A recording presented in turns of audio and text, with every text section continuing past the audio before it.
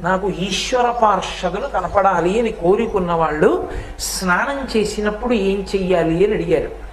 ఒంటికి నూనె రాసుకోవడం ఒక్కటే కాకుండా శ్రీచక్రం టీవీ పొలంలో నాగలి పెట్టి దున్నినప్పుడు మట్టి పెళ్ళలతో పైకి లేవాలి. అంటే మొక్క ఇలా పీకితే కేవలంగా ఏదో వేర్లొక్కటే పైకొచ్చేసి కడిగేసి ఓ కొమ్మ తెచ్చి చేయకూడదు.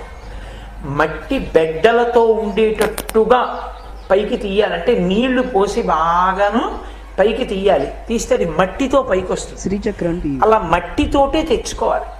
మట్టితోటే తెచ్చుకొని స్నానం చేసే ముందు స్నాన సంకల్పం ఉంటుంది. ఆ తిథివారాలు చెప్పి రోజు సంకల్పం చెప్తున్నారు, స్నానం అహంకరిష్యే అంటాం. అది చెప్పిన తర్వాత ఏం చేస్తారంటే అపమార్గము అంటారు. అంటే అపమార్గ అంటే ఉత్తరేణి. ఆ ఉత్తరేణి చెట్టు తెచ్చుకుని, ఓ చిన్న చెట్టు ఒకటి తెచ్చుకుని